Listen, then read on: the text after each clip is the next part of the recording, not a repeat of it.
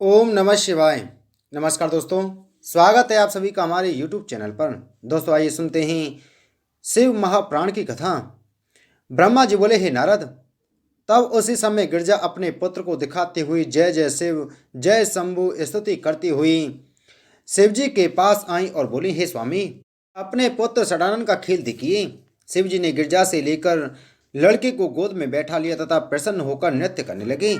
यहाँ तक कि सब देवता भी इतने मग्न हो गए कि वे शिव जी के साथ नृत्य करने लगे।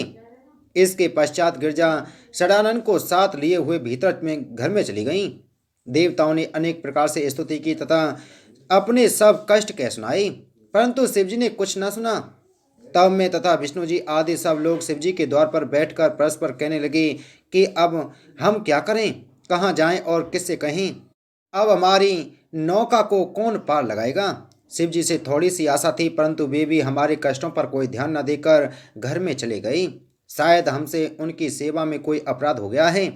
इसके पश्चात देवताओं ने निश्चय किया कि हम लोग यहाँ से चलकर अपनी स्त्रियों सहित शिव जी के घर में चलें। शिव जी देवताओं का यह विचार जान गए।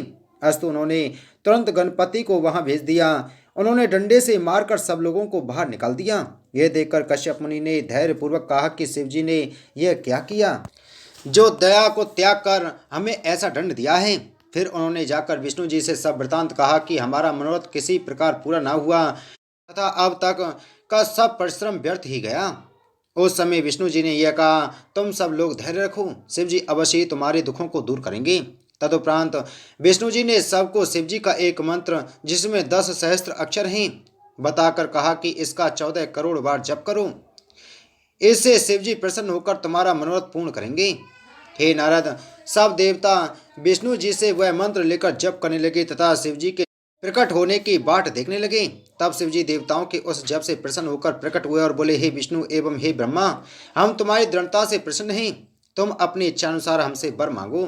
तब सबने प्रसन्न होकर शिव जी की स्तुति की तथा यह कहा, हे सदाशिव जी, आप त्रिपुरासुर के तीनों पुरों का नाश करें। देवता यह कर तुरंत स्तुति करने लगे। तब शिव जी ने प्रसन्न होकर कहा, ऐसा ही होगा, तुम्हारी मनोकामना पूर्ण होगी।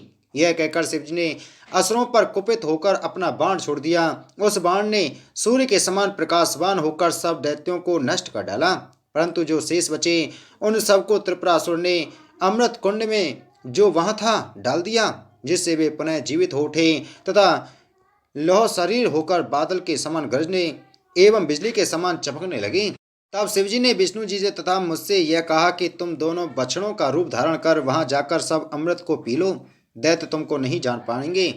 शिवजी की ऐसी आज्ञा पाकर मैं तथा विष्णु बछड़े बन दोपहर दिन चढ़े वहां जा पहुंचे। वहां हमको किसी ने नहीं देखा। तब वहां से विष्णु तथा मैं दोनों लौटकर शिवजी की स्तुति करने लगे।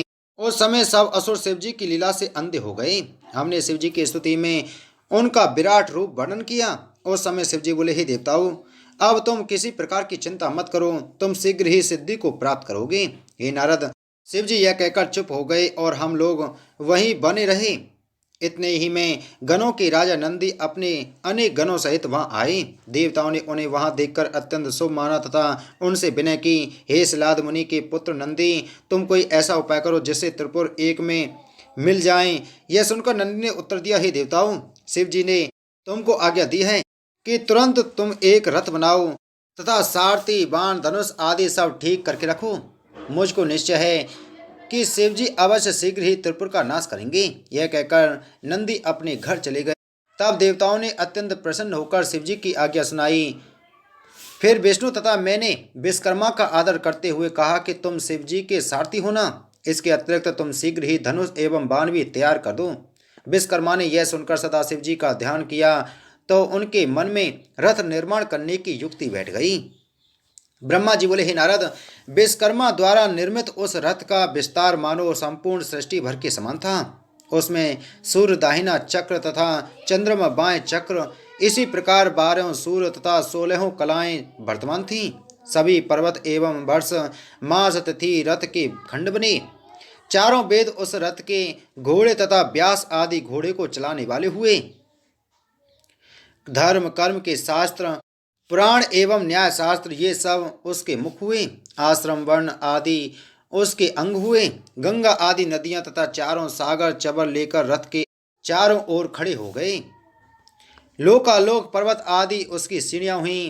प्रणव, चाबुक, विष्णु जी बांध तथा हिमाचल धनुष हुए। यहाँ तक कि ब्रह्मा से लेकर तृण तक सब उस रथ में विद्यमान थी। इस प्रकार वह सब सामग्री पूर्ण रूप से तैयार हो गई। तब वह रथ शिवजी के द्वार पर ले जाकर खड़ा किया गया।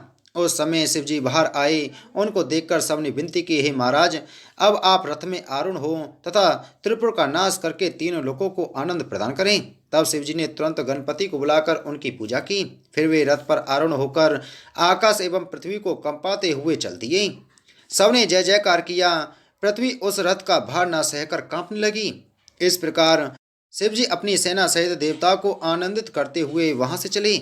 उस समय शिवजी के इस आश्चर्यजनक चरित्र से त्रिपुर एकत्रित हुए। तब शिवजी ने उचित समय जानकर अपने धनुष में विष्णुपति अस्त्र को लगाकर तथा अपने तेज को उसी अस्त्र में स्थापित कर दिया, जिससे धनुष बाण दोनों ही प्रकाशवान हुए। सृष्टि भर में प्रकाश ही प्रकाश फैल गया। तब शिवजी ने उस समय मन में यह विचार किया कि मैं तीनों पुरों को जला दूं। उस समय विलम्ब हुआ जानकर विष्णु जी, मैं तथा इंद्र ने उनकी बहुत प्रकार से विनती की। ब्रह्मा जी बोले, हे नारद, तब देवताओं ने कहा, हे शिव जी, अब आप त्रिपुरों को नष्ट करने में विलम्ब मत कीजिए। आपके इस तेज से तीनों लोग जले जाते हैं। यह सुनकर शिव जी ने प्रसन्न हो तुरंत वहीं अस्त्र त्रिपुर को लक्ष्य करके छोड़ दिया। उसके छोड़ने से भीषण शब्द हुआ। ऐसा प्रतीत होता था जैसे प्रलय काल के बादल गरज रहे हों। उस अस्त्र में से निकलती हुई अग्नि से तीनों लोग जलने लगे। धरती कांपने लगी। पर्वत जल उठे। शेषनाग पृथ्वी को सिर पर न रख सके। नदियों का जल सूख गया।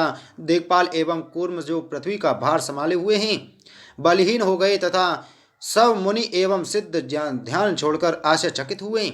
उसी समय शिवजी द्वारा छोड़े गए बाण के पहुंचते ही वे तीनों पुर जलकर भस्म हो गए।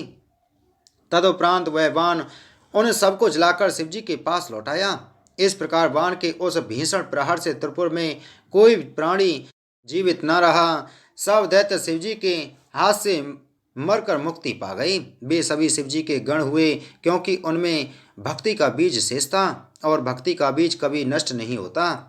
उस समय शिवजी का स्वरूप ऐसा भयानक था जिसे देखकर प्रतीत होता था कि प्रलय होने में अब कोई देर नहीं है। मैं तथा विष्णु जी उस महातेज के कारण शिवजी को अच्छी प्रकार नहीं देख सकते थे।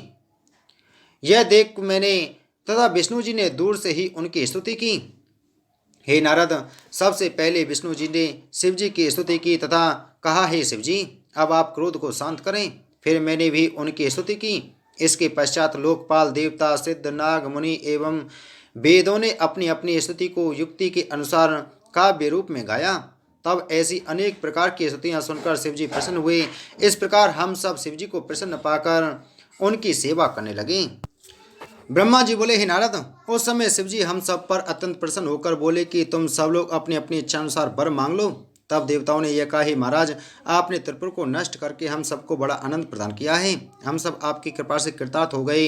हे शिव जी, इसी प्रकार जब जब हम पर कोई कष्ट पड़े तब तब आप उसे दूर किया कीजिए तथा अपनी भक्ति हम सबको प्रदान कीजिए। यह सुनकर शिव जी ने ओम कहकर हम सबको प्रसन्न किया। उस समय नृत्य एवं गायन का बहुत बड़ा उत्सव हुआ। उसी समय अरहन ने भी अपने चारों शिष्यों सहित वहां उपस्थित होकर शिवजी को प्रणाम किया तथा अन्य सब देवताओं ने भी दंडवत की। फिर नम्र होकर शिवजी से इस प्रकार कहा, मैंने आपकी आज्ञानुसार ही बिना सोचे विचारे इस मत का प्रचार किया, सो मुझ पर आप ऐसी कृपा करें जिससे मुझे ऐसे दुष्कर्म का कोई पाप न लगे। अब आप मुझे आज्ञा दीजिए कि मैं क्या करूं तथा किस स्थान पर वास करूं। यह भी बताइए कि अपनी इस पुस्तक का, जिसमें कि 16 सहस्त्र श्लोक हैं, क्या करूं। मेरे शिष्यों के लिए आपकी क्या आज्ञा है। यह सुनकर विष्णु जी ने शिव जी की आज्ञा अनुसार यह कहा, हे अरहन, तुम शिष्यों सहित मरुस्थल में जाकर वास करो। कलयुग के आने तक अपना मत किसी पर प्रकट मत करना, तुमको कोई पाप नहीं लगेगा। जब कलयुग का आरंभ हो तब तुम इधर उधर अपने मत का प्रचार करना तथा समस्त स्त्री पुरुषों का मन अपने अधीन करना, जिससे सब लोग महापापी हो जाएं। कलयुग पापों का बीज है, इसलिए तुम्हारा यह मत कलयुग में अच्छी प्रकार चलेगा और उस समय सब लोग सन्मार्ग त्याग कर कुमार्ग पर चलने लगेंगे। यह कहकर विष्णु जी ने शिष्यों सहित अरहन को वहां से विदा किया। हे नारद, इस प्रकार जब कलयुग आवेगा तब अरहन मरुस्थल से निकलकर अपने मत को प्रकट करेगा। नारद, मैं दानव भी यद्यपि त्रिपुर में था, परंतु वह शिव जी की कृपा से जीवित ही बचा रहा। अस्तु, उसने भी शिव जी की स्तुति कर हम सबको भी प्रणाम किया। तब शिव जी ने मैदानव की स्तुति सुनकर कहा, हे मैदानव, तुम निर्भय होकर रसातल में वास करो। शिव जी की आज्ञा अनुसार मैदानव वहां जाकर रहने लगा। सब देवता मैदानव पर शिव जी की यह कृपा देखकर अत्यंत प्रसन्न हुए। हे नारद, जो मनुष्य इस चरित्र को सुनेगा या सुनावेगा, उसके सभी मनोरथ पूर्ण होंगे। बोलो शिव महापुराण की जय। बोलो शिव शंकर भगवान की जय।